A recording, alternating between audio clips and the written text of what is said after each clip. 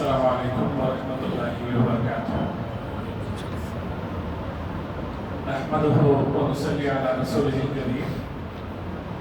أما بعد فقد قال الله تعالى في القرآن العظيم والفرقان المجيد: يا بني آدم خذوا زينتكم عند كل مسجد وكلوا واشربوا ولا تسرفوا إنه لا يحب المسرفين.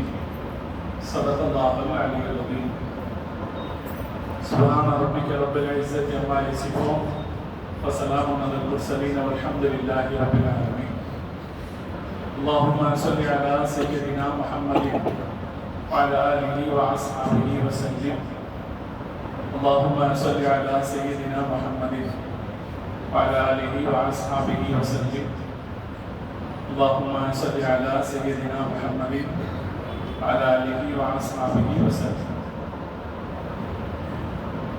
கண்ணியத்திற்கும் மரியாதைக்கும் உரிய அல்லாஹ்வின் நல்லடியார்களே, பெரியோர்களே, அருமையின் சகோதரர்களே, புனிதமிக்க ரமலான் மாதத்தினுடைய சிறப்பான ஒரு பொழுதில் நாம் அல்லாஹ்வுக்கு பிரியமான பள்ளிவாசலில் ஒன்று கூடியிருக்கிறோம்.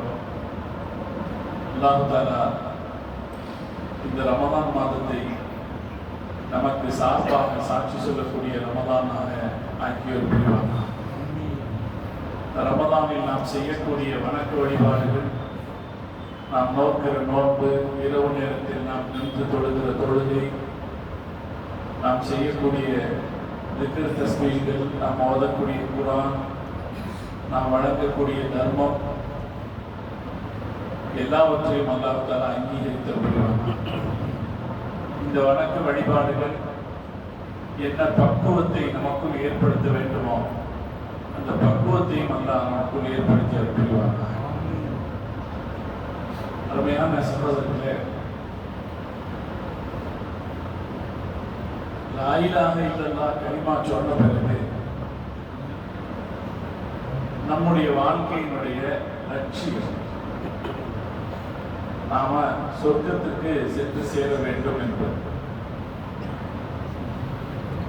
சொர்க்கத்துக்கு போய் சேரணும் அப்படின்னா அதுக்கு கலிமா இருந்தா தான் சாத்தியம். ஒருத்தர் கேட்டாரு, ஒரு கம்யூனிஸ்ட் தோழர் கேட்டாரு, நீங்க என்னங்க நியாயம் சொல்றீங்க? முஸ்லிம் அல்லாதவங்க என்ன நன்மை செஞ்சாலும் அவங்களுக்கு நாளைக்கு சொர்க்கம் கிடைக்காது, முஸ்லிம்கள் மட்டும் நன்மை செஞ்சா சொர்க்கம் கிடைக்கும்னு சொல்றீங்க, இது நியாயமா அப்படின்னு கேட்டார். நாம உறுதியா சொல்றோம், முஸ்லிம்களுக்கு தான் சொர்க்கம் கிடைக்கும், கலிமா சொன்னா தான் சொர்க்கம். இது நியாயமா அப்படின்னு கேட்டா இது அல்லாஹ் வச்சிருக்கிற நியாயம். நம்ம உலகத்துல நம்மளுடைய அறிவும் இதை ஒத்துக்கும். அல்லாஹ் குர்ஆன்ல சொல்றான், ஃபலா முகீமு லஹும் வஸ்னா, அவர்களுடைய செயல்கள் எதற்கும் நான் ஒரு கணம் தர மாட்டேன். யாருக்கு லா இலாஹ இல்லல்லாஹ் இல்லையோ அவர்களுடைய செயல் எதற்கும் நான் கணம் தர மாட்டேன் அப்படின்னு சொல்லும் போது இன்னைக்கு இருக்கிற விஞ்ஞானம் என்ன செய்யுது? இதை சரிதான். ஏன்னா கணம் அப்படிங்கிறது எல்லா இடத்துலயும் ஒரே மாதிரி இருக்காது. இப்ப நாம ஒரு 80 கிலோ இருக்கோம் வைங்களேன், நிலாவுக்கு போனா எவ்வளவு இருப்போம்? 80 கிலோ இருக்க மாட்டோம், ஒரு 20 கிலோ கம்மியா இருக்கும். அங்க நாம எவ்வளவுதான் இருப்போம்? 60 கிலோ தான் இருப்போம். செவ்வாய் கிரகத்துக்கு போறான் பாருங்க மனுஷன், இல்லையா? செவ்வாய் கிரகத்துக்கு எல்லாம் போறாங்க, ராக்கெட் எல்லாம். செவ்வாய் கிரகத்துக்கு போனா அங்க நாம 140 கிலோ இருப்போம். எடைங்கிறது ஒவ்வொரு இடத்தையும் தகுதியையும் பொறுத்தது. தண்ணிக்குள்ள நம்மளுடைய எடை எப்படி இருக்கும்? கம்மியா இருக்குமா இல்லையா? தண்ணியில எவ்வளவு பெரிய ஆலயம் ஈஸியா இழுத்தது. தண்ணியில கூட கொஞ்சம் எடை இருக்கும். ஆகாய வழியில எதையே இருக்காது. நம்ம இந்த சாட்டிலைட்ல எல்லாம் போய் விண்வெளி நிலையங்கள் எல்லாம் வேலை செய்யறவங்களை பார்க்கிறவங்க மிதக்கிறாங்க, பார்க்கிறோமா இல்லைங்க? மிதக்கிறாங்க எதையே. அப்ப அல்லாஹ் சொல்றான், இந்த பூமியில எடைக்கு ஒரு காரணம் இருக்கு. பூமியினுடைய மைய பகுதியில பூமியினுடைய ஈர்ப்பு விசைன்னு ஒன்று இருக்கு. அது இழுக்கிறதுனால அந்த இழுக்கிற வேகத்துக்கு ஏற்ப நமக்கு எடை வரும். பூமியில் இருக்கிற ஈர்ப்பு விசையை விட நிலவில் இருக்கிற ஈர்ப்பு விசை கம்மி. இதை விட செவ்வாயில் இருக்கிற ஈர்ப்பு விசை அதிகம். அப்ப அந்த ஈர்ப்பு விசைக்கு ஏற்ப எடை இருக்குது. அது மாதிரி அல்லாஹ் இடத்துல ஈமான்கிற விசைக்கு தான் மரியாதை. அல்லாஹ் இடத்துல ஈமான்கிற விசை இல்லாமல் போகுமானா ஆகாய வழியில் எப்படி மனிதன் மிதக்கிறானோ அது போல. இது நம்ம உறுதியா சொல்றோம், லா இலாஹ இல்லல்லாஹ் கலிமா சொன்னால்தான் சொர்க்கம் கிடைக்கும். ஆனால் லா இலாஹ இல்லல்லாஹ் கலிமா சொல்லிவிட்ட பிறகு சொர்க்கத்தை சென்று அடைவதற்கான பிரதான ஒரு காரணம் இருக்கு. சொர்க்கம்ன்றது கலிமா சொன்ன எல்லாருக்கும் கிடைக்கும், எல்லாருக்கும் சொர்க்கம் கிடைக்கும். அதுல கடைசியா ஒருத்தருக்கு சொர்க்கம் கிடைக்கும்னு ரசூல் ஸல்லல்லாஹு அலைஹி வஸல்லம் சொன்னாங்க. கடைசியா சொர்க்கத்துக்கு போறோம். அவர் அல்லாஹ் கூப்பிட்டு சொல்லுவான், ஹதீஸ்ல வந்து விசாரிக்கப்படுவார். அல்லாஹ் சொல்லுவான், உன்னை சொர்க்கத்துக்குள்ள அனுப்புறதுக்கான குவாலிட்டியே உங்ககிட்ட இல்லை, ஆனா உன்னை நரகத்துக்கு அனுப்ப முடியாது. அதனால நீ என்ன செய், சொர்க்கத்தின் ஓரத்தின் கடைசியில சொர்க்கத்துக்கு வெளியில ஒரு இடம் இருக்கு, நரகம் அல்ல, ஒரு இடம் இருக்கு, நீ அங்கே இருந்துக்க அப்படின்னு நல்லா சொல்லுவான். அந்த மனுஷன் அங்க இருப்பான். ஹதீஸ்ல வந்து அவன் கேட்பான், எஸ்மா ஹசீஸா, அந்த நரகத்தில் இருக்கக்கூடிய மக்களுடைய முனகல்களை அவன் கேட்பான். அங்க கடைசி ஓரத்தில் இருப்பான், நரகத்தில் இருக்கக்கூடிய முனகல்களை கேட்பான். அங்க இருக்கிற அந்த வெப்பத்தை அவன் உணர்வான், வெப்பத்தை உணர்வான். அல்லாஹ் அல்லாஹ்னு கத்துவான், அல்லாஹ் மலக்குகளை அனுப்புவான். ரசூல் ஸல்லல்லாஹு அலைஹி வஸல்லம் தனித்தனியா பிரிச்சான். அல்லாஹ் மலக்குகளை அனுப்புவான். என்ன அப்படின்னு கேட்பான், இந்த காத்து எனக்கு ரொம்ப கஷ்டமா இருக்கு. அல்லாஹ் ஸல்லல்லாஹு கொஞ்சம் தள்ளி வை, கொஞ்சம் தள்ளி. அவன் கொஞ்சம் தள்ளி வைக்கப்படுவான். அவன் சொல்லுவான், என் முகத்தை மட்டும் இதை விட்டு திருப்பி இருக்கேன், என் முகத்தை இந்த பக்கம் திருப்பி இருக்கேன். அவன் முகம் திருப்பப்படும். அதுக்கப்புறம் கொஞ்ச நாள் கழிச்சு திருப்பவும் அவன் சத்தம் போடுவான். அப்ப மலக்கு எனக்கு எல்லாம் கேட்பான், என்ன விஷயம் சொல்லுவான், இன்னும் கொஞ்சம் அந்த பக்கம் தள்ளி வை. அப்புறம் தள்ளி வைக்கப்படும். அப்படியே தள்ளி வச்சு ஒவ்வொரு கட்டத்திலையும் அவன் என்ன பண்ணுவான்னா சத்தம் போடுவான். அதுக்கப்புறம் கடைசியில அவன் மலக்கு வந்து கேட்கும் போது அவன் சொல்லுவானா, என்ன உள்ள அலோவ் பண்ணு. அல்லாஹ் சொல்லுவான், நீ இப்படி கேட்பேன்னு எனக்கு தெரியும், இப்படி கேட்பேன்னு எனக்கு தெரியும், உனக்கு சொர்க்கம் நான் தருகிறேன், நீ உள்ள போ, நீதான் கடைசியில் சொர்க்கத்திற்கு செல்பவன் என்று அல்லாஹ் சொல்லி உள்ளே அனுப்புவான். அவனுக்கு அல்லாஹ் ஒரு சொர்க்கம் தருவான். அந்த சொர்க்கம் இந்த பூமியை விட 10 மடங்கு பெரிதாக. முஹம்மது ரசூலுல்லாஹி ஸல்லல்லாஹு அலைஹி வஸல்லம் கடைசியா ஒரு சொர்க்கத்துக்கு போவாரு. அவருக்கு சொர்க்கம் கிடைக்கிறது எப்படி கிடைக்கும், பூமியை விட 10 மடங்கு பெருசு. லா இலாஹ இல்லல்லாஹ் சொல்லிட்டா அவங்களுக்கு கடைசியா சொர்க்கம் கிடைச்சிடும். ஆனா நாம இப்படி சொர்க்கத்துக்கு போகக்கூடாது. இந்த மாதிரி நரகத்தின் வாசனையை அனுபவிச்சுட்டு சொர்க்கத்துக்கு போகக்கூடாது. ஹதீஸ்ல வருது, அந்த மாதிரி ஆளுகளுடைய அடையாளம் சொர்க்கத்துக்கு தெரியுமா? கடைசியா சொர்க்கத்துக்கு வர்றாங்க பாருங்க, அவங்களுடைய அடையாளம் சொர்க்கத்துக்கு தெரியுமா? சொர்க்கத்தில் அவர்களுக்கு ஜஹன்னமீன் என்று பெயர். ஜஹன்னம்னா நரகம். சொர்க்கத்தில் அவர்களுக்கு ஜஹன்னமீன், நரகத்திலிருந்து வந்தவர்கள் பெயர். இந்த பேர் வேணுமா? இந்த பேர் வேண்டாம்.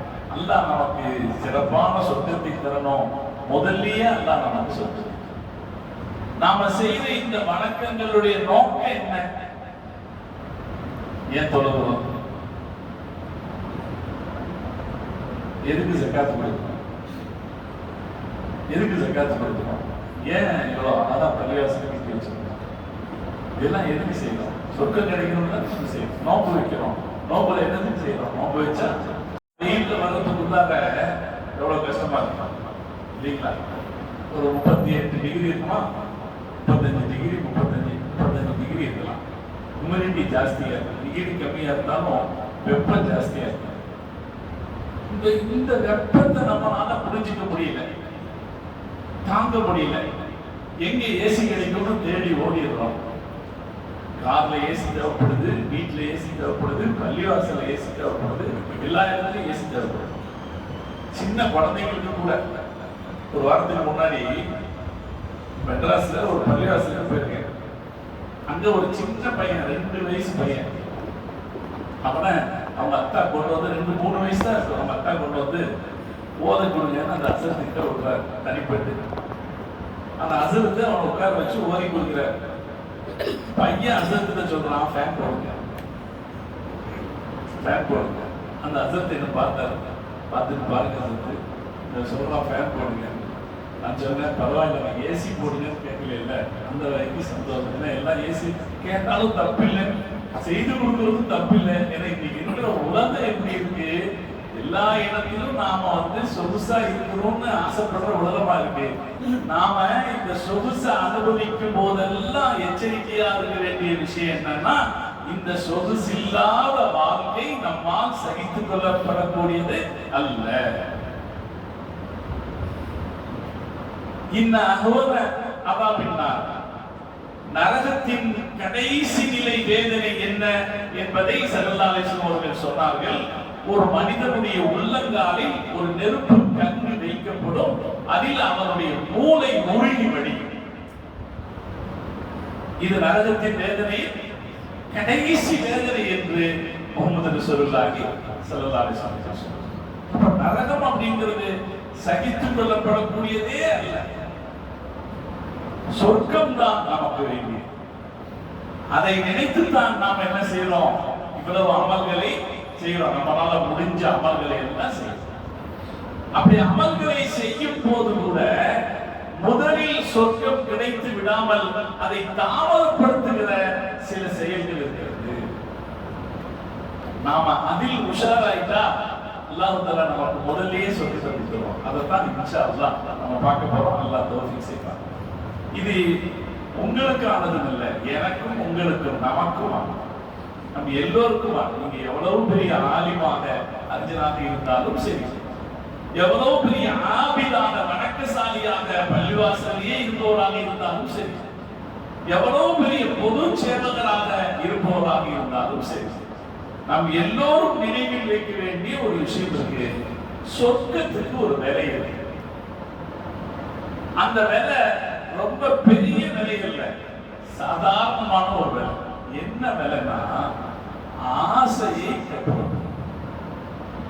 நான் ரொம்ப நீளமா இதை சொல்றேன், சிம்பிளா சொல்லிட்டேன், அவ்வளவுதான்.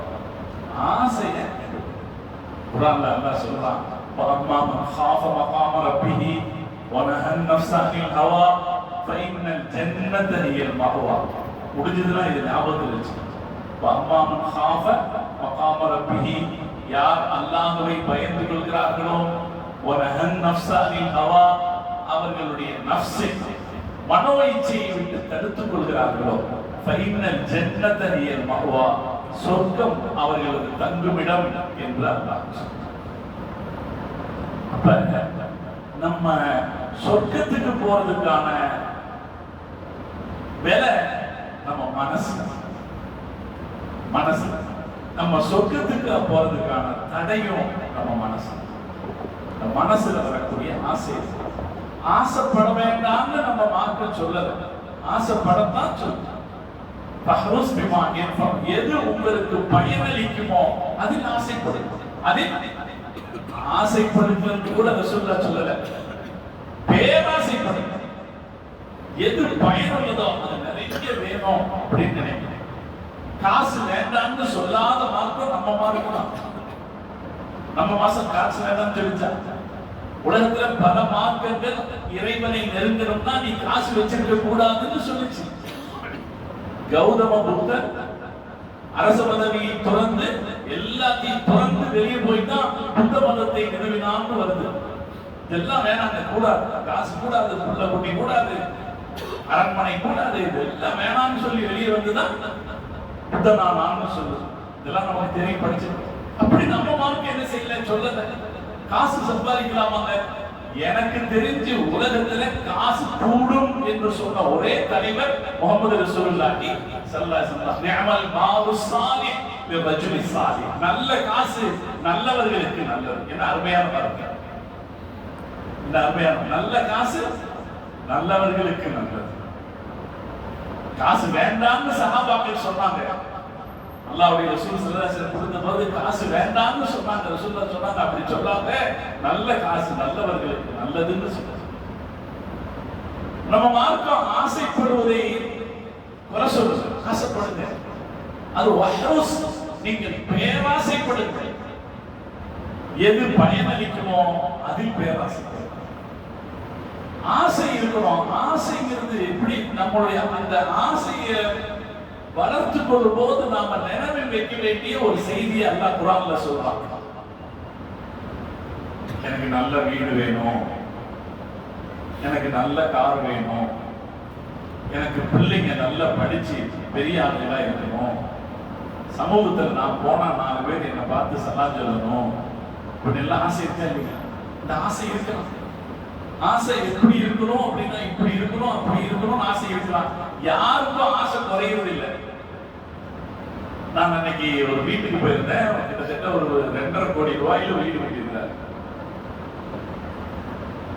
அங்க போனா அவர் சொல்றாரு, இங்க இத்தாலியில ஒரு கல் கிடைக்குது, அதை வச்சு இங்க ஒரு வெளியில பண்ற ஆர்ச் பண்ணணும்னு நினைச்சேன். ஆனா அது சரியா அமைக்கல. எத்தனை கோடி இருக்காரு? இது இயல்புதான்.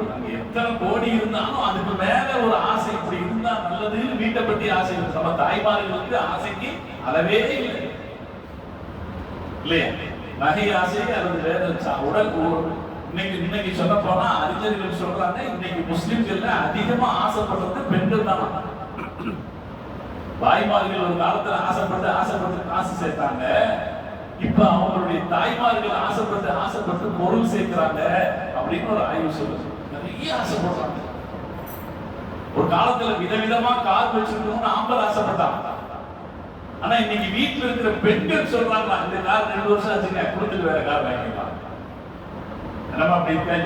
அது நம்ம தப்பு சொல்லுது. ஆனா இந்த ஆசை அதிகரிச்சுக்கிட்டே போகுது. மார்க்கம் சொல்லுது, உங்களுடைய ஆசை எல்லாம் நிறைவேறுகிற இடம் இந்த உலகம் அல்ல. நம்ம என்ன ஆசைப்படுறோமோ அது எல்லாம் நிறைவேற இடம் இந்த உலகம் அல்ல. எல்லா ஆசைகளும் நிறைவேறுகிற இடம் சொர்க்கம் தான். ஹதீஸ் வருது, அல்லாஹ் குர்ஆன்ல சொல்றான், வஃபீஹா மா தஸ்தஹி அன்ஃபுசுக்கும் வலக்கும் ஃபீஹா மா தஸ்தஹி அன்ஃபுசுக்கும். நீங்க எதுக்கெல்லாம் ஆசைப்படுறீங்களோ அதெல்லாம் எங்க கிடைக்கும்? சொர்க்கத்துல தான் கிடைக்கும். வலக்கும் ஃபீஹா மா தத்தஊன். எதையெல்லாம் நீங்கள் அல்லாஹ் இடத்தில் துஆ கேட்கிறீர்களோ அதெல்லாம் எங்க கிடைக்கும்? சொர்க்கத்துல கிடைக்கும். எது துஆ கேட்டாலும் அது கிடைக்காம போகாது. அது எங்க கிடைச்சிரும்? சொர்க்கத்துல. இப்ப நம்ம ஆசைப்படுவதெல்லாம் கிடைக்கிற இடம் சொர்க்கம் தான். இத மனசுல வச்சுக்கணும். ஆசை நமக்கு இருக்கணும். மனசுல ஒரு செய்தி வச்சுக்கணும். நாம நினைக்கிறது எல்லாம் கிடைக்கிற இடம் சொர்க்கம் தான். எல்லா ஆசைக்கும் இந்த உலகமே இடம் என்று நாம் நினைத்து விடக்கூடாது. அல்லாஹ் தஆலா நம்முடைய ஆசைகளை அவனுடைய கட்டளைக்கு ஏற்ப அமைத்துக் கொள்ளும் போது நமக்கு அல்லாஹ் என்ன செய்யறான்? அதுக்கு உரிய சிறந்த சொர்க்கத்தை, சிறந்த இடத்தை சொர்க்கத்தில் தர்றான். நம்மளுடைய சுகத்தை அல்லாஹ்வுடைய கட்டளைக்கு ஏற்ப வச்சுக்கிற போது அல்லாஹ் அதுக்கு உரிய இடத்தை சொர்க்கத்தில் தருகிறான். நாம என்ன செய்யணும்னா, ஒண்ணு தீர்வோம் என்றால் அங்க அது குறையும். நம்ம ஆசையை வழிக்கு ஏற்ப வைத்துக் கொள்வோம் என்றால் அங்க அது கூடும். அறிவாளிகள் என்ன செய்யணும்? அறிவாளி என்ன செய்யணும்? இது கொஞ்ச காலத்துக்கு தான் இந்த இது கொஞ்சம் இங்க உள்ள ஆசை இருக்குது, இது கொஞ்சம் இங்க ஆசைப்படாதேன்னு மார்க்க சொல்ற. ஆசைப்படு, அது அளவுக்குள் வச்சுக்க, அளவுக்குள் வச்சுக்க. ஆசையை எல்லா ஆசையும் தீர்க்கிற இடம் இதுதான் நினைச்சுக்காத. ஆசையை அளவுல வச்சுக்க. நாளை மறுமை உன் ஆசையை அல்லாஹ்வுடைய வழிகாட்டுதலுக்கு உள்ள வைக்க வைக்க நீங்க அதற்குரிய அந்தஸ்தை மறுமையில் பெறுவீர்கள். அல்லாஹ்வை மீறி ஆசையை வெளிப்படுத்த அங்க கிடைக்கிறது குறையும். அப்படின்னா புத்திசாலி என்ன செய்ய, அறிவாளிகள் என்ன செய்வாங்க? அவங்க ஆசைக்கு ஒரு அளவு வைத்துக் கொள்வார்கள். அல்லாஹ் தௌஃபீக் செய்வானாக. இதை சிந்திக்கிறதுக்கு தான் இன்னைக்கு நம்ம வாழ்றது ஆசையை தான் வாழ்றோம், அது தப்பு கிடையாது. ஆனா அந்த ஆசைக்கு ஒரு அளவு வச்சுக்குவோம். என்ன அளவு வச்சுப்போம்? எதில் அல்லாஹ்வுடைய பொருத்தம் கிடைக்குமோ அந்த அளவில் வச்சுக்குவோம். இங்க ஏற்படக்கூடிய சில கஷ்டங்கள் இருக்குது, இங்க ஏற்படக்கூடிய சில ஆசையை குறைக்கும் போது என்ன வரும்? என்ன தோணும்? ஏசி வேண்டாம் நினைச்சா என்ன தோணும்? என்ன தோணுது? கஷ்டமா தான். அப்ப அதே மாதிரி ஒவ்வொரு விஷயத்திலையும் நான் இது ஏசின்னு சொல்ல வரலங்க, பொதுவா சொல்றேன். ஆசைகளை குறைக்கும் போது சில கஷ்டங்கள் தோணும். அப்ப மனசுல வச்சுப்போம், இந்த கஷ்டத்துக்கு எல்லாம் நாளைக்கு பதில். இந்த கஷ்டத்தை நம்ம அல்லாஹ்வுக்காக சகிச்சுக்கிட்டோம்னா அல்லாஹ் நாளைக்கு அதுக்கு பதில் தருவார். लम्हों की खताएं की सदियों की सजा पाई ஒரு சின்ன உருதுவா. கொஞ்ச நேரம் நம்ம தப்பு செஞ்சிட்டா நாளைக்கு கிடைக்கிற தண்டனை பல தலைமுறைகளுக்கு தண்டனை அனுபவிக்க வேண்டியது. கொஞ்ச நேரம் தவறு, இந்த உலகத்துல செய்யற தவறு எவ்வளவு நேரத்துக்கு நீடிச்சிடும்? மனசு செய்யற தவறு, நம்முடைய ஆசையாக செய்யக்கூடிய தவறு எவ்வளவு நேரத்துக்கு நீடிக்கும்? கொஞ்ச நேரம் இருக்கும். ஆனா இந்த கொஞ்ச நேரம் தவறுக்காக நாளை மறுமையில் கிடைக்கிற தண்டனையும் பல தலைமுறைகளுக்கு அனுபவிக்க வேண்டியிருக்கிறோம். அதே போல இந்த உலகத்தில் நாம் அல்லாஹ்வுடைய கட்டளைக்கு உட்பட்டு நம்ம உலகத்தில் நாம் அனுபவிக்கிற கொஞ்ச நேர சிரமம் நாளை மறுமையில் நமக்கு பேரின்பத்தை பெற்று. ஹஸரத் உமர் ரலியல்லாஹு அன்ஹு சர்பத் குடிக்க மாட்டாங்க. சர்பத் குடிச்சா அழுவாங்க. அவங்க வரலாறு எப்ப சர்பத்து குடிச்சாலும் அழுவாங்க. எந்த அளவுக்கு அழுவாங்கன்னா கண்ணுல வர்ற தண்ணி அவங்க ஒழுக்கிற சர்பத்துல விழுந்துடும். அந்த அந்த சர்பத்தை குடிப்பாங்க. காரணம் கேட்டா சொல்லுவாங்கன்னா, அல்லாஹ் எங்க இந்த உலகத்தையே மட்டுமே நமக்கு கொடுத்துருவாங்க. குர்ஆன்ல சொல்லுது, உலாயிகலஹும் கதுஜிலத்துலஹும் தய்யிபாத்துஹும், அவர்கள் செய்த நன்மைகளுக்கான கூலியை நான் இந்த உலகத்திலேயே கொடுத்துறேன் அப்படின்னு அல்லாஹ் சில பேருக்கு வச்சிருக்காங்க. யார் காஃபிர்களோ அவங்களுக்கு செய்த நன்மைகளுக்கான கூலியை இந்த உலகத்திலேயே கொடுத்துறேன். அதை நினைச்சு அல்லாஹ் இந்த சர்பத்து குடிக்கிறதுக்கு சங்கடப்பட்டார்கள் ஹஸரத் உமர் ரலியல்லாஹு அன்ஹு. உமர் ரலியல்லாஹு தஆலாவுடைய ஆட்சி காலத்துல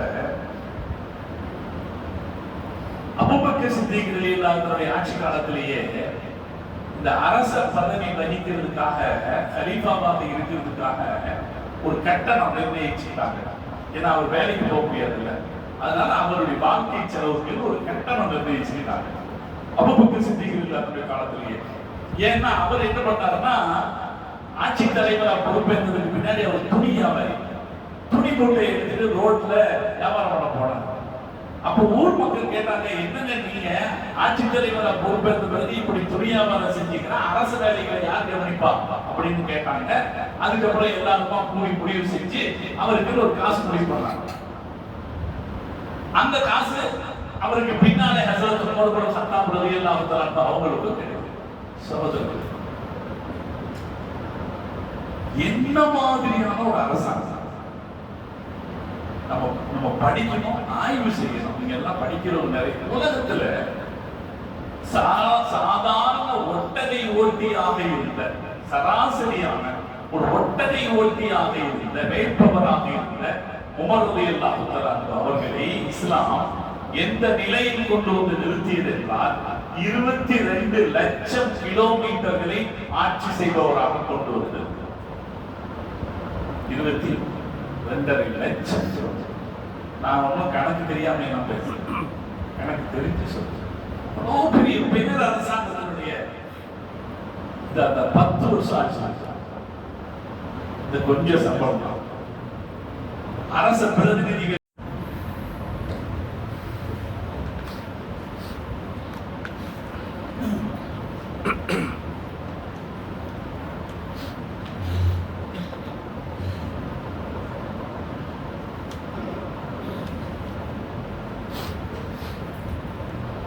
السلام عليكم ورحمة الله وبركاته.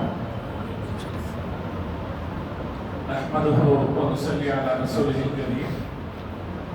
أما بعد فقد قال الله تعالى في القرآن العظيم والفرقان المجيد: يا بني آدم خذوا زينتكم عند كل مسجد وكلوا واشربوا ولا تسرفوا إنه لا يحب المسرفين. صدق الله العلي العظيم. سبحان ربك رب العزة عما يصفون وسلام على المرسلين والحمد لله رب العالمين.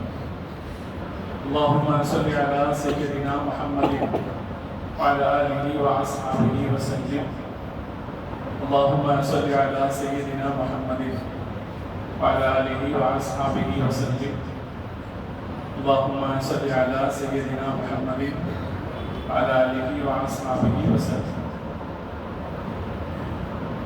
கண்ணியத்திற்கும் மரியாதைக்கும் உரிய அல்லாஹ்வின் நல்லடியார்களே, பெரியோர்களே, அருமை சகோதரர்களே, புனிதமிக்க ரமதான் மாதத்தினுடைய சிறப்பான ஒரு பொழுதில் நாம் அல்லாஹ்வுக்கு பிரியமான பள்ளிவாசலில் ஒன்று கூடியிருக்கிறோம்.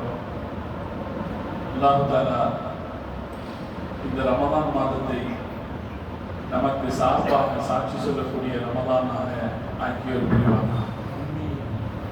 ரமதானில் நாம் செய்யக்கூடிய வணக்க வழிபாடுகள், நாம் நோக்கிற நோன்பு, இரவு நேரத்தில் நாம் நின்று தொழுகிற தொழுகை, நாம் செய்யக்கூடிய திக்ர் தஸ்பீஹ்கள், நாம் ஓதக்கூடிய குர்ஆன், நாம் வழங்கக்கூடிய தர்மம்,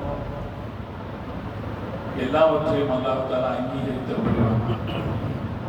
இந்த வணக்க வழிபாடுகள் என்ன பக்குவத்தை நமக்குள் ஏற்படுத்த வேண்டுமோ அந்த பக்குவத்தையும் அல்லாஹ் நமக்குள் ஏற்படுத்தி அனுப்புவாங்க. அருமையான சகோதரர்களே, லா இலாஹ இல்லல்லாஹ் கலிமா சொன்ன பிறகு நம்முடைய வாழ்க்கையினுடைய லட்சியம் நாம சொர்க்கத்துக்கு சென்று சேர வேண்டும் என்பது. சொர்க்கத்துக்கு போய் சேரணும் அப்படின்னா அதுக்கு கலிமா இருந்தா தான் சாத்தியம். ஒருத்தர் கேட்டாரு, ஒரு கம்யூனிஸ்ட் தோழர் கேட்டாரு, நீங்க என்னங்க நியாயம் சொல்றீங்க? முஸ்லிம் அல்லாதவங்க என்ன நன்மை செஞ்சாலும் அவங்களுக்கு நாளைக்கு சொர்க்கம் கிடைக்காது, முஸ்லிம்கள் மட்டும் நன்மை செஞ்சா சொர்க்கம் கிடைக்கும்னு சொல்றீங்களே, இது நியாயமா அப்படின்னு கேட்டாங்க. நாம உறுதியா சொல்றோம், முஸ்லிம்களுக்கு தான் சொர்க்கம் கிடைக்கும், கலிமா சொன்னா தான் சொர்க்கம். இது நியாயமா அப்படின்னு கேட்டா இது அல்லாஹ் வச்சிருக்கிற நியாயம். நம்ம உலகத்துல நம்மளுடைய அறிவும் இதை ஒத்துக்கும். அல்லாஹ் குர்ஆன்ல சொல்றான், ஃபலா முகீபு லஹும் வஸ்னா, அவர்களுடைய செயல்கள் எதற்கும் நான் ஒரு கணம் தர மாட்டேன். யாருக்கு லா இலாஹ இல்லல்லாஹ் இல்லையோ அவர்களுடைய செயல் எதற்கும் நான் கணம் தர மாட்டேன் அப்படின்னு சொல்லும் போது இன்னைக்கு இருக்கிற விஞ்ஞானம் என்ன செய்யுது? இத சரிதான், சரிதான். ஏன்னா கணம் அப்படிங்கிறது எல்லா இடத்துலயும் ஒரே மாதிரி இருக்காது. இப்ப நாம ஒரு 80 கிலோ இருக்கோம் வைங்களேன், நிலாவுக்கு போனா எவ்வளவு இருப்போம்? 80 கிலோ இருக்க மாட்டோம், ஒரு 20 கிலோ கம்மியா இருக்கும். அங்க நாம எவ்வளவுதான் இருப்போம்? 60 கிலோ தான் இருப்போம். செவ்வாய் கிரகத்துக்கு போறான் பாருங்க மனுஷன், இல்லையா? செவ்வாய் கிரகத்துக்கு எல்லாம் போறாங்க, ராக்கெட் எல்லாம். செவ்வாய் கிரகத்துக்கு போனா அங்க நாம 140 கிலோ இருப்போம். எடைங்கிறது ஒவ்வொரு இடத்தையும் தகுதியையும் பொறுத்தது. தண்ணிக்குள்ள நம்மளுடைய எடை எப்படி இருக்கும்? கம்மியா இருக்குமா இல்லையா? தண்ணியில எவ்வளவு பெரிய ஆலயம் ஈஸியா இழுத்தது. தண்ணியில கூட கொஞ்சம் எடை இருக்கும். ஆகாய வழியில எடையே இருக்காது. நம்ம இந்த சேட்டிலைட்ல எல்லாம் போய் விண்வெளி நிலையங்கள் எல்லாம் வேலை செய்யறவங்களை பாக்குறவங்க மிதக்கிறாங்க, பாக்குறோமா இல்லைங்க? மிதக்கிறாங்க, எடையே. அப்ப அல்லாஹ் சொல்றான், இந்த பூமியில எடைக்கு ஒரு காரணம் இருக்கு. பூமியினுடைய மைய பகுதியில பூமியினுடைய ஈர்ப்பு விசைன்னு ஒன்று இருக்கு. அது இழுக்கிறதுனால அந்த இழுக்கிற வேகத்துக்கு ஏற்ப நமக்கு எடை வரும். பூமியில் இருக்கிற ஈர்ப்பு விசையை விட நிலவில் இருக்கிற ஈர்ப்பு விசை கம்மி. இதை விட செவ்வாயில் இருக்கிற ஈர்ப்பு விசை அதிகம். அப்ப அந்த ஈர்ப்பு விசைக்கு ஏற்ப எடை இருக்குது. அது மாதிரி அல்லாஹ் இடத்துல ஈமான்கிற விசைக்கு தான் மரியாதை. அல்லாஹ் இடத்துல ஈமான்கிற விசை இல்லாமல் போகுமானா ஆகாய வழியில் எப்படி மனிதன் மிதக்கிறானோ அது போல. இது நம்ம உறுதியா சொல்றோம், லா இலாஹ இல்லல்லாஹ் கலிமா சொன்னால் தான் சொர்க்கம் கிடைக்கும். ஆனால் லா இலாஹ இல்லல்லாஹ் கலிமா சொல்லிவிட்ட பிறகு சொர்க்கத்தை சென்று அடைவதற்கான பிரதான ஒரு காரணம் இருக்கு. சொர்க்கம்ன்றது கலிமா சொன்ன எல்லாருக்கும் கிடைக்கும், எல்லாருக்கும் சொர்க்கம் கிடைக்கும். அதுல கடைசியா ஒருத்தருக்கு சொர்க்கம் கிடைக்கும்னு ரசூல் ஸல்லல்லாஹு அலைஹி வஸல்லம் சொன்னாங்க. கடைசியா சொர்க்கத்துக்கு போறோம். அவர் அல்லாஹ் கூப்பிட்டு சொல்லுவான், ஹதீஸ்ல விசாரிக்கப்படுவார். அல்லாஹ் சொல்லுவான், உன்னை சொர்க்கத்துக்குள்ள அனுப்புறதுக்கான குவாலிட்டியே உங்ககிட்ட இல்லை, ஆனா உன்னை நரகத்துக்கு அனுப்ப முடியாது. அதனால நீ என்ன செய், சொர்க்கத்தின் ஓரத்தில் கடைசியில சொர்க்கத்துக்கு வெளியில ஒரு இடம் இருக்கு, நரகம் அல்ல, ஒரு இடம் இருக்கு, நீ அங்கே இருந்துக்க அப்படின்னு நல்லா சொல்லுவான். அந்த மனுஷன் அங்க இருப்பான். ஹதீஸ்ல அவன் கேட்பான், யஸ்மா ஹசீஸஹா, அந்த நரகத்தில் இருக்கக்கூடிய மக்களுடைய முனகல்களை அவன் கேட்பான். அங்க கடைசி ஓரத்தில் இருப்பான், நரகத்தில் இருக்கக்கூடிய முனகல்களை கேட்பான். அங்க இருக்கிற அந்த வெப்பத்தை அவன் உணர்வான், வெப்பத்தை உணர்வான். அல்லாஹ் அல்லாஹ்னு கத்துவான், அல்லாஹ் மலக்குகளை அனுப்புவான். ரசூல் ஸல்லல்லாஹு அலைஹி வஸல்லம் தனித்தனியா பிரிச்சான். அல்லாஹ் மலக்குகளை அனுப்புவான். என்ன அப்படின்னு கேட்பான், இந்த காத்து எனக்கு ரொம்ப கஷ்டமா இருக்கு. அல்லாஹ் சொல்லுவான், கொஞ்சம் தள்ளி வை, கொஞ்சம் தள்ளி. அவன் கொஞ்சம் தள்ளி வைக்கப்படுவான். அவன் சொல்லுவான், என் முகத்தை மட்டும் இதை விட்டு திரும்பிடுங்க, என் முகத்தை இந்த பக்கம் திரும்பிடுங்க. அவன் முகம் திருப்பப்படும். அதுக்கப்புறம் கொஞ்ச நாள் கழிச்சு திருப்பவும் அவன் சத்தம் போடுவான். அப்ப மலக்கு எனக்கு எல்லாம் கேட்பான், என்ன விஷயம் சொல்லுவான், இன்னும் கொஞ்சம் அந்த பக்கம் தள்ளி வை. அப்புறம் தள்ளி வைக்கப்படும். அப்படியே தள்ளி வச்சு ஒவ்வொரு கட்டத்திலையும் அவன் என்ன பண்ணுவான்னா சத்தம் போடுவான். அதுக்கப்புறம் கடைசியில அவன் மலக்கு கேட்கும் போது அவன் சொல்லுவானா, என்ன உள்ள அலோவ் பண்ணு. அல்லாஹ் சொல்லுவான், நீ இப்படி கேட்பேன்னு எனக்கு தெரியும், நீ இப்படி கேட்பேன்னு எனக்கு தெரியும், உனக்கு சொர்க்கம் நான் தருகிறேன், நீ உள்ள போ, நீதான் கடைசியில் சொர்க்கத்திற்கு செல்பவன் என்று அல்லாஹ் சொல்லி உள்ளே அனுப்புவான். அவனுக்கு அல்லாஹ் ஒரு சொர்க்கம் தருவான். அந்த சொர்க்கம் இந்த பூமியை விட 10 மடங்கு பெரிதாக. முஹம்மது ரசூலுல்லாஹி ஸல்லல்லாஹு அலைஹி வஸல்லம் கடைசியா ஒரு சொர்க்கத்துக்கு போவாரு. அவருக்கு சொர்க்கம் கிடைக்கிறது எப்படி கிடைக்கும்? பூமியை விட 10 மடங்கு பெருசு. லா இலாஹ இல்லல்லாஹ் சொல்லிட்டா அவங்களுக்கு கடைசியா சொர்க்கம் கிடைச்சிடும். ஆனா நாம இப்படி சொர்க்கத்துக்கு போகக்கூடாது. இந்த மாதிரி நரகத்தின் வாசனையை அனுபவிச்சுட்டு சொர்க்கத்துக்கு போகக்கூடாது. ஹதீஸ்ல வருது, அந்த மாதிரி ஆளுகளுடைய அடையாளம் சொர்க்கத்துல தெரியுமா? கடைசியா சொர்க்கத்துக்கு வர்றாங்க பாருங்க, அவங்களுடைய அடையாளம் சொர்க்கத்துக்கு தெரியுமா? சொர்க்கத்தில் அவர்களுக்கு ஜஹன்னமீன் என்று பெயராம். ஜஹன்னம்னா நரகம். சொர்க்கத்தில் அவர்களுக்கு ஜஹன்னமீன், நரகத்திலிருந்து வந்தவர்கள்னு பெயராம்.